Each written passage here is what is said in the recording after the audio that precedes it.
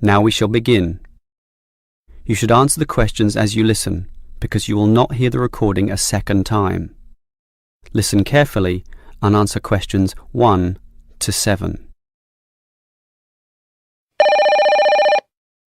Hello, can I speak to... the advert doesn't give a name. Well, the name is Bob, and I guess this call is about the car I'm selling, right?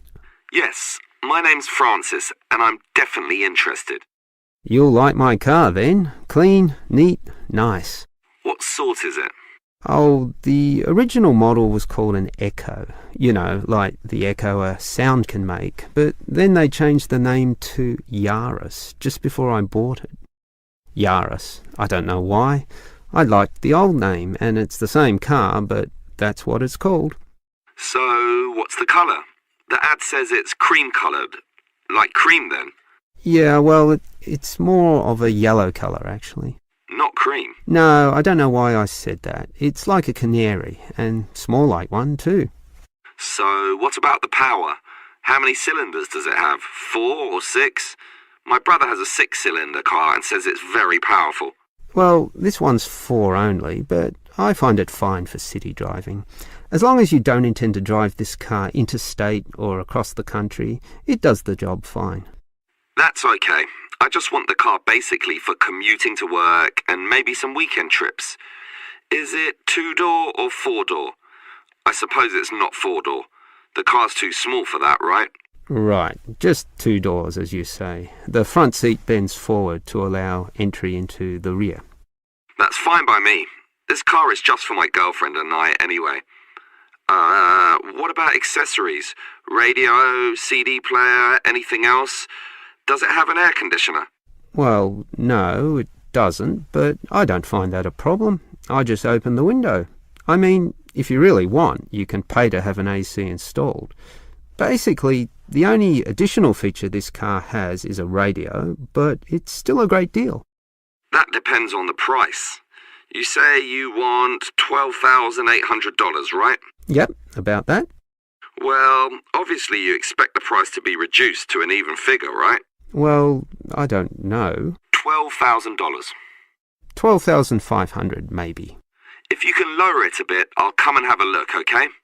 Okay. Let's say $12,400, but I won't lower it any more than that. Certainly not to $12,000.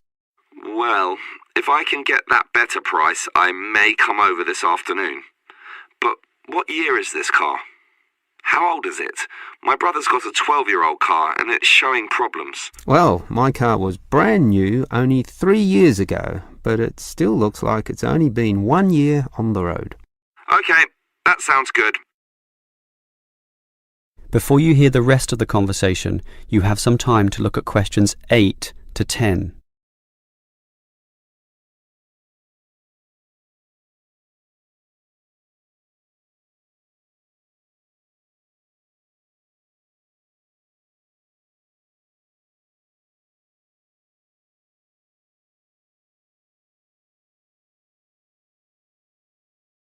Now listen and answer questions 8 to 10.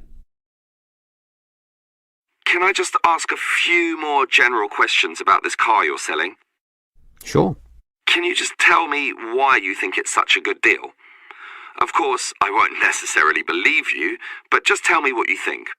You can believe me. I honestly think this is a nice car, well worth buying at the price I'm asking. How much registration does it have left? To be honest, not so much, but I think having lots of registration is irrelevant.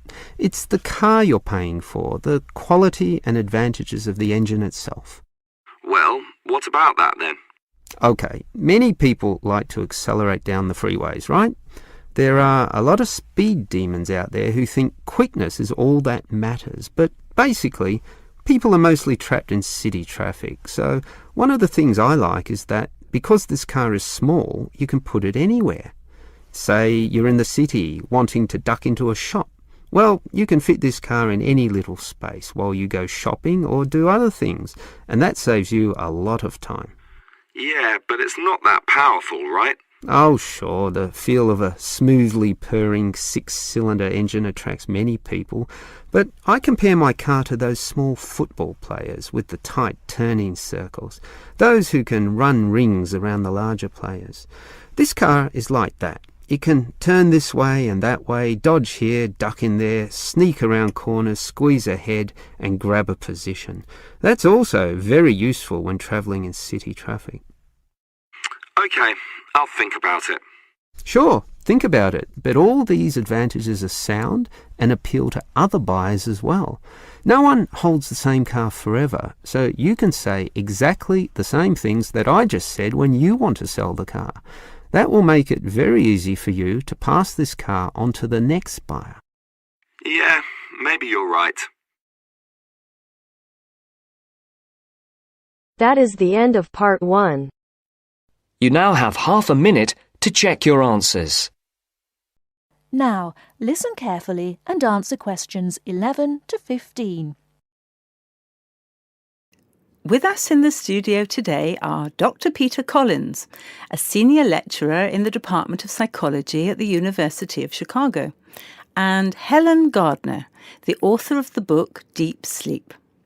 They've come to our studio to discuss the effects of sleep deprivation and also give some tips to the sleep-deprived on how to deal with the problem.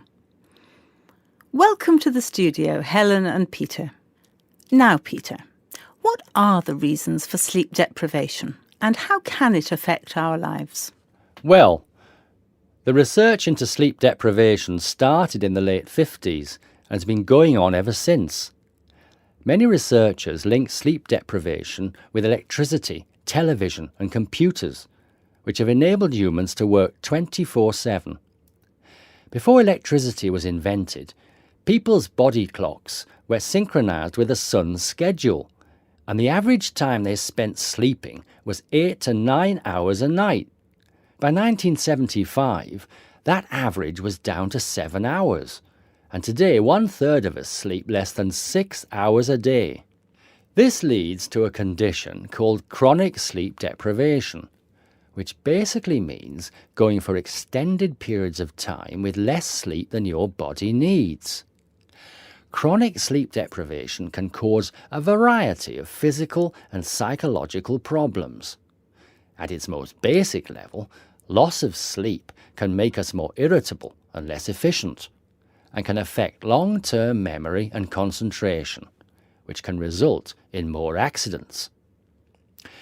According to the latest research into sleep deprivation is the main reason for 3% of plane crashes, 10% of domestic accidents, 20% of accidents at work, and 45% of all traffic accidents. Research into the physical effects of chronic sleep deprivation suggests more serious and significant long-term complications. Research from my university, the University of Chicago, has shown that sleep deprivation interferes with how the human body regulates insulin and sugar metabolism, which can increase the risk of diabetes. People who are sleep deprived have weakened immune systems and are more prone to viruses and other kinds of infections. People who don't get enough sleep have cognitive problems or difficulties processing and assimilating new information. Lack of sleep affects long-term memory and slows down such abilities as judgment and reaction times. Some researchers link sleep deprivation with obesity, indicating that sleep disorders and eating disorders are often linked. Before you hear the rest of the talk, you have some time to look at questions 16 to 20.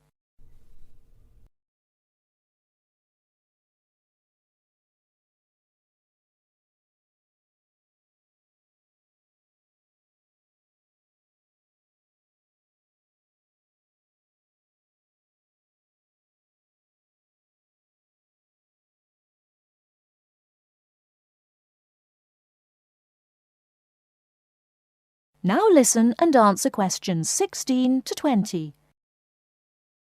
Helen, you've done a fair amount of research for your recent book on helping people deal with sleeping problems. Could you give our listeners some tips on managing their sleep? Well, if you spend several hours a night tossing and turning in bed, trying to fall asleep, you first have to find out how much sleep you need. To do so, you'll need to try and sleep 6 to 9 hours a night. Set aside 3 days for the experiment.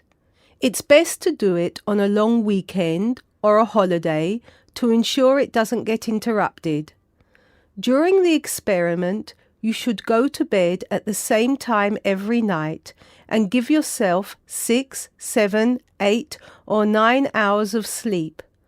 Then monitor the way you feel throughout the day to find out how many hours of sleep you need in order to feel your best. Once you find out how much sleep you need, you can work on improving the quality of your sleep.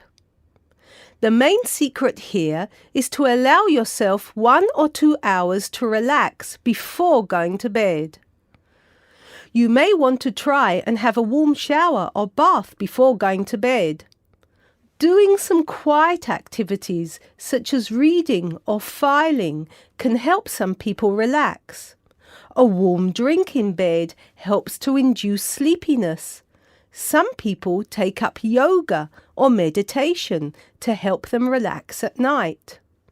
Different techniques will work for different people, so it's best to experiment and find the one that suits you best.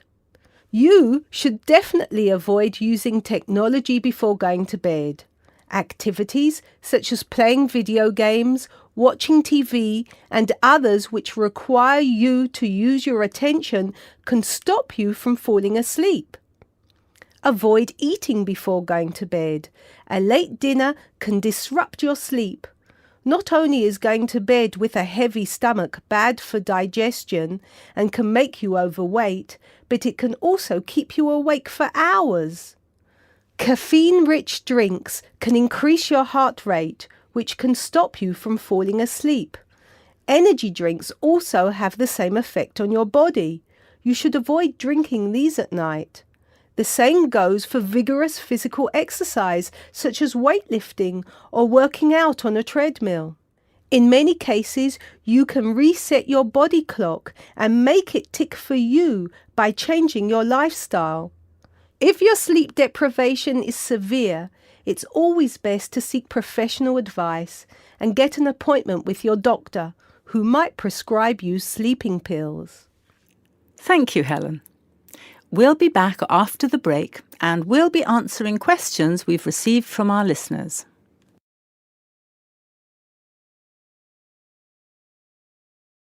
That is the end of part 2.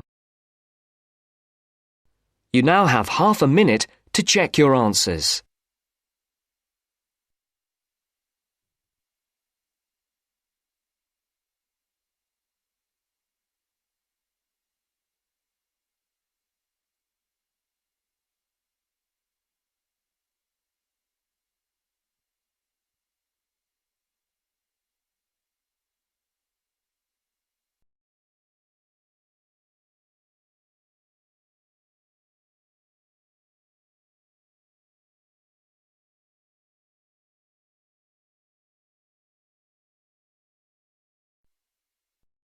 Now turns to part 3. Part 3. You will hear a conversation about tea between an expert and a reporter. You have 30 seconds to look at questions 21 to 24.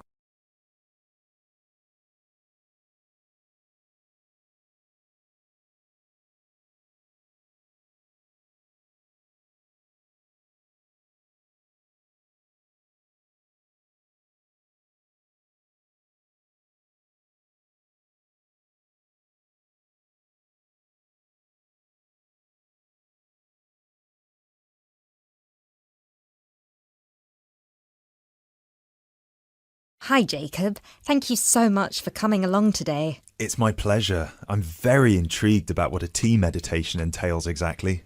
Well, it's very simple, really. I think the first thing you need to keep in mind is that it is mostly about leaving everything that you have been thinking or worrying about today to one side.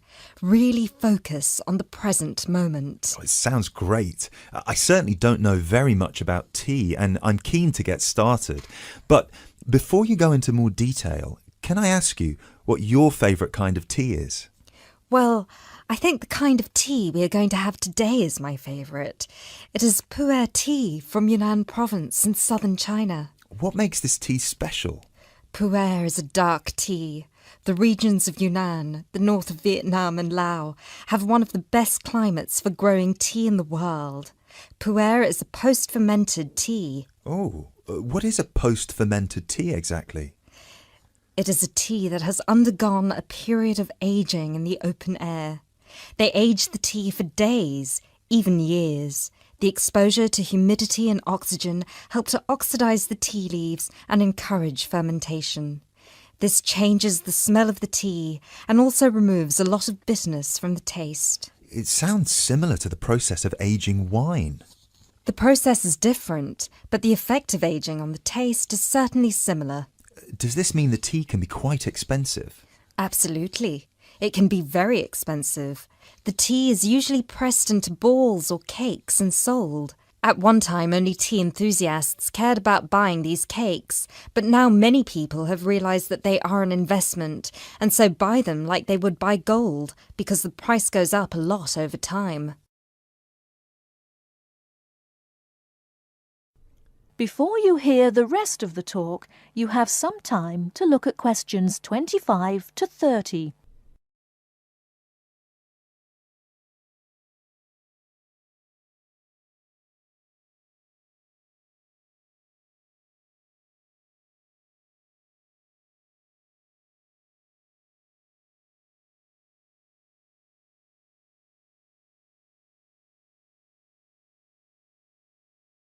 Now listen and answer questions 25 to 30. So now I want you to focus on clearing your mind of anything other than this present moment. Let go of any concerns. Okay, one slight problem. I will need to record our conversation, and I will need to take notes for the article. I plan to write about this for my newspaper. Is that okay? Oh yes, of course. Whatever you need. Thank you. I'll try to keep my notes to a minimum. Good. So, where was I? Oh yes, I think very few people really appreciate the complexity and variety of tea that exists in the world. Right. Most people are maybe like me and just use tea bags. Exactly. And with a tea bag, the tea is trapped inside and cannot move around freely. You can really taste the difference drinking a brewed tea that was free to move around through all the water. So, do you ever use tea bags? Never. There are many different kinds of tea: white, yellow, black, green, oolong, matcha, herbal and many others. Each one has its own unique properties. To fully experience what each tea has to offer, you must brew it in the correct way. I also believe in only drinking tea that is picked and sorted by hand, rather than using mechanical processes. Although it takes more time, the tea made by hand is so much better that it leads to an increase in the tea's sales. But in that case, surely if there is more interest in the tea, and with the time-intensive farming process, this means there could be shortages because the demand is higher than the ability to produce it. There were shortages for a while, but then an artificial fermentation process was developed in the 1970s, which helped to speed up the fermentation times. As I mentioned, this process has an aging effect on the taste of pu'er tea that is very similar to the effect on the taste of wine that you get from that fermentation process, though for pu'er tea today, we're talking about that artificial process. How can they do this artificially? The farmers gather the tea leaves into a big pile, then cover it with a large sheet or tarp. They spray water on the tea every now and then, and therefore fermentation happens faster. Usually the tea is left for 30, 45, 60 or even 90 days still. The farmer will check the tea every few days, and just by the feel of the tea, he knows whether it is ready or if it needs more time. Wow, that sounds like a fascinating process. I never realised that there was such a science behind producing tea. Well, now you are ready for the best part, the tasting of it. That sounds like a very good idea to me. So what I will do now is boil the water, and we can begin our meditation. What does that entail? We need to focus on only two things. The first is your mind and body. Forget everything that you have been worrying about today. Forget about what you have to do later on or what somebody said to you earlier. Focus on your breathing and on how your body feels. If you have aches and pains, acknowledge them. Pinpoint where there is tension in your body and try to release it. Oh, yes, I can really feel tension in my shoulders. Let it go. Close your eyes if that helps. Take deep breaths in and out. Soon we will drink the tea. When you drink it, think about the taste and how it feels on your tongue. Is it easy to swallow the tea, or do you need to gulp it? Can you brew the tea leaves more than once? Oh yes, you can brew some teas more than 10 times. Now we will shift to noble silence, focusing only on ourselves and the tea. Enjoy.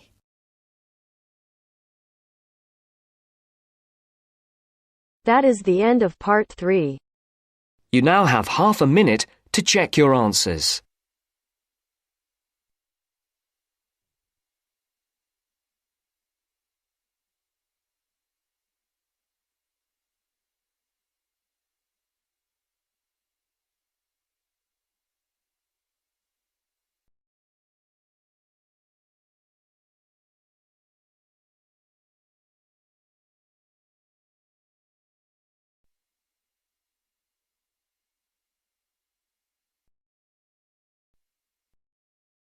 Now turns to part 4.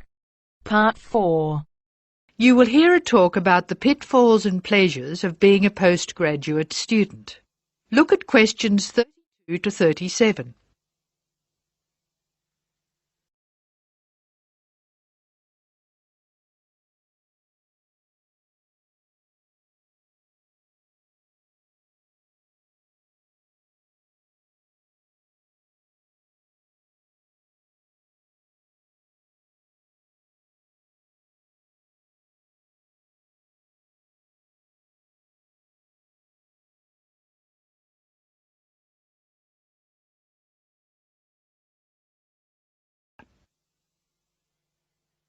Postgraduates are about as easy to define as catching steam in a bucket.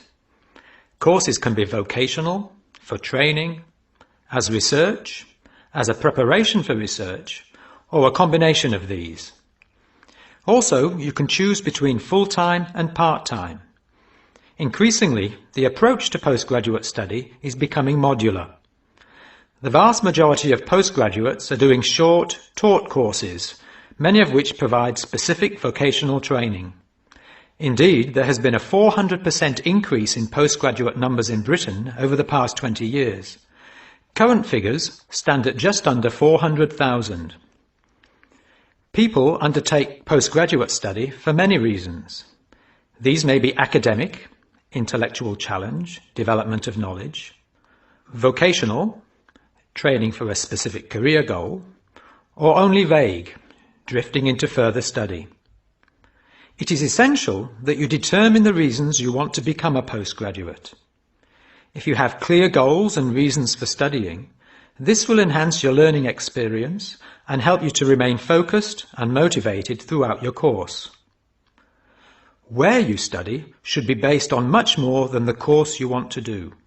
For some courses, you're likely to be there for several years, and it is important that you are happy living there. Check also what type of accommodation is available and whether the institution provides any housing specifically for postgraduates. Choosing an institution and department is a difficult process. To determine quality, Do not rely on the reputation of an institution, but find out what the ratings are from the most recent assessment exercises. Find out about the staff, their reputation, competence, enthusiasm, and friendliness. Visit the department if possible and talk to existing postgraduates about their experience, satisfaction, comments, and complaints.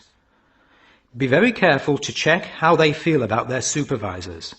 Also, check what facilities are available, both at an institutional level, for example libraries, laboratory and computing facilities, and in the department, for example study room, desk, photocopying, secretarial support, etc.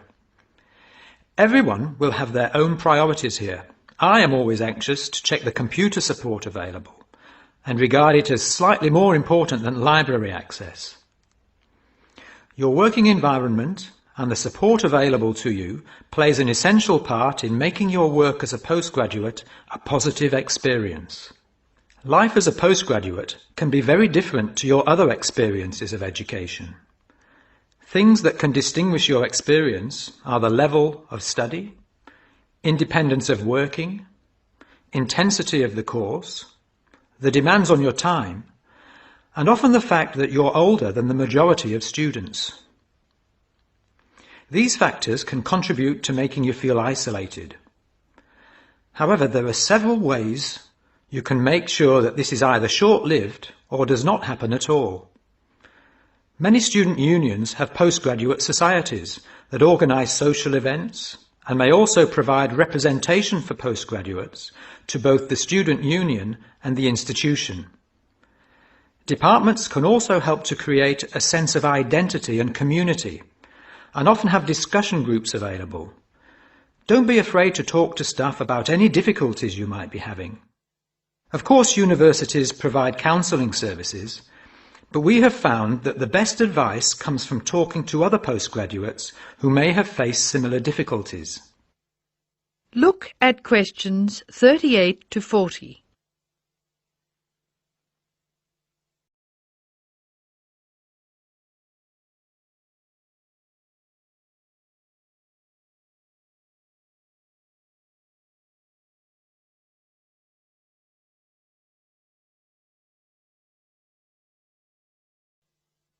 Financial planning is essential, since the government excludes postgraduates from student loans, and it can be difficult to maintain your student status with banks. This has implications for free banking and overdraft facilities. Do not underestimate your living costs, including food, accommodation and travel. And be careful not to budget for everything except a social life. Funding a course is one of the most challenging things people face when considering postgraduate study. Most postgraduate students finance themselves. They pay often very large fees to the institution and receive no maintenance income to support their study. Make sure you know exactly what your costs will be.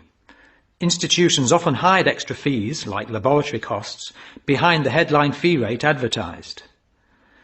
Funding can come from various sources: research councils, charities, trust funds, institutional scholarships, local education authorities, and professional bodies and organisations all offer various levels of funding.